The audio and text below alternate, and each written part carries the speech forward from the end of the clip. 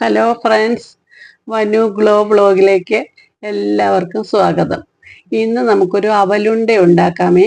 അപ്പോൾ അവലുണ്ട ഉണ്ടാക്കാനുള്ള സാധനങ്ങൾ എന്തൊക്കെയാന്ന് പറയാം. അവല് വേണം, ശർക്കര, തേങ്ങ, അണ്ടിപ്പരിപ്പ്, ഏലക്കാപ്പൊടി, ഈന്തപ്പഴം. ഇത്രയും ആണ് അവലുണ്ടയ്ക്കുള്ള ഐറ്റങ്ങൾ.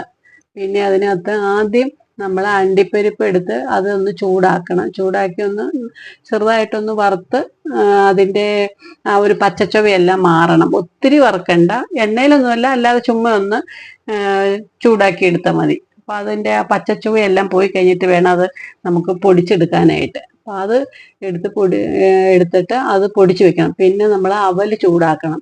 അവലും ഇതുപോലെ തന്നെ ചെറുതായിട്ടൊന്ന് ചൂടാക്കി അവലിൻ്റെ ആ പച്ചച്ചുവയൊക്കെ ഒന്ന് പോകണം. കാരണം അവലിന് ഇച്ചിരി ചൂടായാൽ അത് പൊടിക്കാൻ പറ്റത്തുള്ളൂ. അപ്പം അതൊന്ന് ചെറുതായിട്ട് ചൂടാക്കി പച്ചച്ചുവയൊക്കെ ഒന്ന് പോയി ഒന്ന് ചൂടാക്കി കിട്ടുമ്പോൾ അതിനൊരു കുറച്ചുകൂടി നല്ലൊരു ഇത് കിട്ടും. എന്നിട്ട് നമ്മൾ ഈ അണ്ടിപ്പരിപ്പ് പൊടിച്ചതും ഇതിൻ്റെ കൂടെ അവലിങ്ങടേയും കൂട്ടി അവലിങ്ങടെ ഒന്ന് മിക്സിയിലിട്ടൊന്ന് കറക്കി എടുത്താൽ മതി.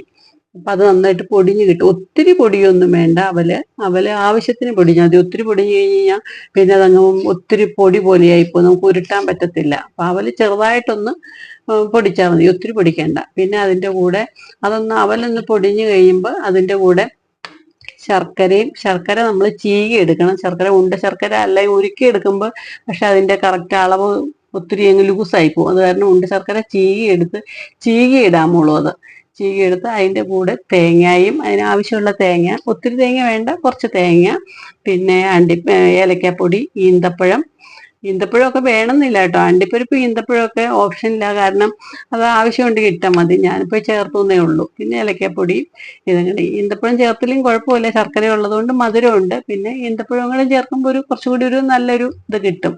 എന്നിട്ട് അത് മിക്സിയിലിട്ട് നമ്മളൊന്ന് കറക്കി കൊണ്ടുവരണം. ശരിക്കും ഒത്തിരി അങ്ങ് അരക്കരുത്, ചെറുതായിട്ടൊന്ന് കറക്കി എടുത്തിട്ട് അത് ഒരു പാത്രത്തിലേക്കാക്കി പിന്നെ നമ്മളത് കൈകൊണ്ടൊന്ന് ശരിക്കും അതിനെ ശരിക്കും കുഴച്ചെടുക്കണം.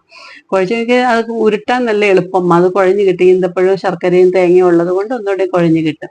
അത് ശരിക്കും നമ്മൾ ചപ്പാത്തിക്കൊക്കെ കുഴക്കണ മാതിരി ശരിക്കും കുഴച്ചെടുത്താൽ മതി. കുഴച്ചെടുക്കുമ്പോഴത്തേക്കും നല്ല ബോള് പോലെ വരും. നന്നായിട്ട് ബോളായി കിട്ടും. നമുക്ക് നല്ലൊരു ബോള് പോലെ ആക്കാൻ പറ്റും ഇത് കുഴയ്ക്കുമ്പോൾ തന്നെ.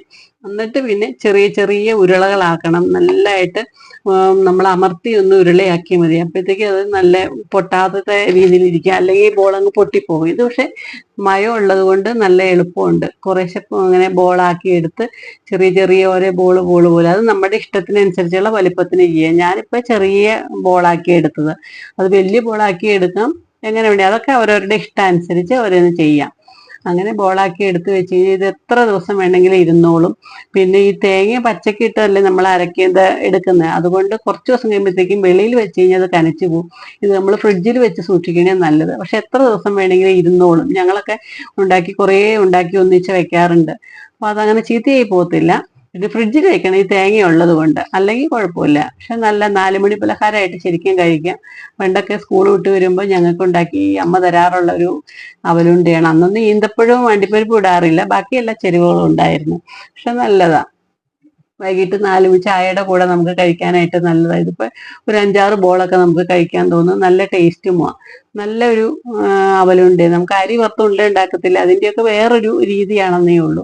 പക്ഷെ നല്ലതാ. നല്ലൊരു ബുദ്ധിമുട്ടുമില്ല, നമുക്ക് പെട്ടെന്ന് ചെയ്തെടുക്കാവുന്ന ഒരു അവലുണ്ടയാണിത്. ഇതെല്ലാവരും ഉണ്ടാക്കി നോക്കണേ. ഇഷ്ടപ്പെടുകയാണെങ്കിൽ എല്ലാവരും ഒന്ന് ലൈക്ക്